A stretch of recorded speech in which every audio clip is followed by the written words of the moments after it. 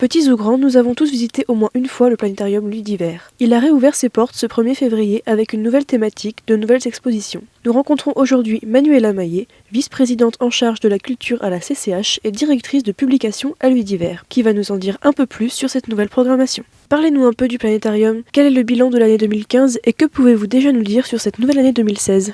Donc le bilan 2015, donc Ludiver a fait en 2015 une très très bonne année puisque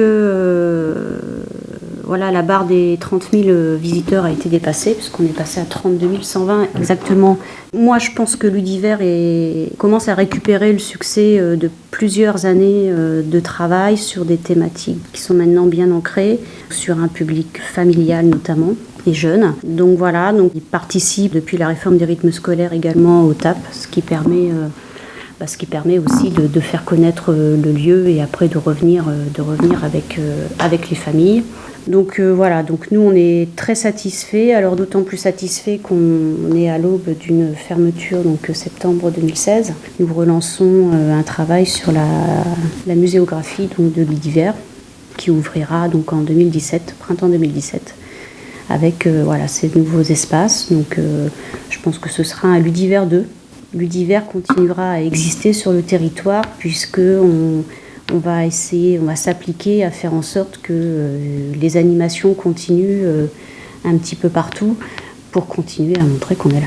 Ludiver aussi en 2015 a ouvert ses portes à d'autres publics, notamment les petits, avec un accueil notamment du relais d'assistantes maternelles et puis d'un groupe qui est suivi donc par le CIAS, puisqu'on accueille le groupe de Hack Solidaire. Sur toute l'activité culturelle, l'idée c'est d'ouvrir tous les équipements à tout le monde. Quelle est la thématique cette année ? La thématique de la programmation 2016, c'est des étoiles à nos atomes, donc de février à fin août.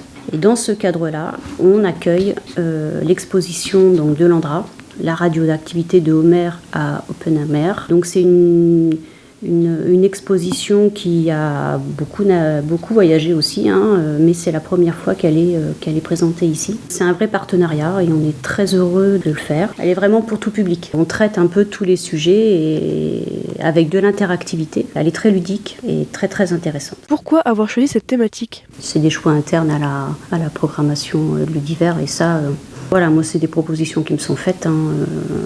Je les laisse complètement libres sur ces thématiques. Quel est le principal public ciblé avec cette programmation ? L'idée, c'est de faire de la vulgarisation scientifique. C'est-à-dire que dans les thématiques très scientifiques, comment pouvoir sensibiliser tous les publics et puis rendre cette connaissance accessible. Là, je vois sur cette exposition-là, c'est vraiment pour tous les âges. Quelles sont les nouveautés en termes d'équipement ? Là, il n'y en a pas. La nouveauté, elle arrive en 2017. Donc là, pour le moment, on n'a pas... Si, on a la table tactile. Mais là, elle est arrivée en décembre 2015. Avez-vous déjà eu des retours par rapport à la table tactile ? Est-ce que les visiteurs en sont satisfaits ? A priori, il y a eu des bons retours. Vous refaites donc des travaux en septembre. Peut-on en savoir un peu plus ? On s'est rendu compte qu'effectivement, ce qui se faisait, ce qu'on présentait n'était plus spécialement adapté à ce que les visiteurs pouvaient... Alors, c'est très ambigu puisqu'on a eu un accroissement de notre fréquentation. Donc voilà, et on avait la possibilité de le faire.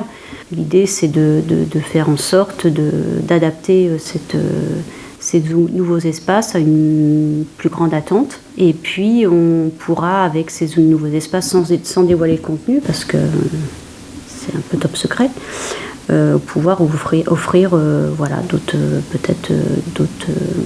d'autres activités. Y a-t-il des rendez-vous à ne pas manquer cette année ? On a toujours donc les événements. Alors on a des thématiques avec le mardi 16 février, donc des événements famille. Le 19 mars, le printemps du planétarium. Le 12 avril, du Big Bang aux dinosaures. Et puis on a toujours notre festival des fusées hydropneumatiques le 20 et le 21 juillet. Puis la Nuit des étoiles qui aura lieu le vendredi 5 août. Est-ce que vous avez quelque chose à ajouter à tout ça ? Alors à noter qu'on a décroché des nouveaux labels. Et on a donc le label Califamille. Les labels, en fait, c'est des reconnaissances sur les partenaires, que ce soit du tourisme. Ils garantissent, parce qu'il y a des critères très spécifiques pour pouvoir être labellisé. Lorsqu'on répond à tous les critères, on est labellisé et on a notamment des labels touristiques. Voilà, on a aussi tous les labels sur les handicaps. Voilà, on est très vigilant là-dessus. Pour nous, c'est important parce que quand on parle d'ouverture à tous les visiteurs, c'est vraiment tous les visiteurs. Vous avez donc jusqu'au mois d'août pour découvrir De nos étoiles à nos atomes, l'exposition de Homer à Oppenheimer et profiter des nombreuses activités prévues cet été.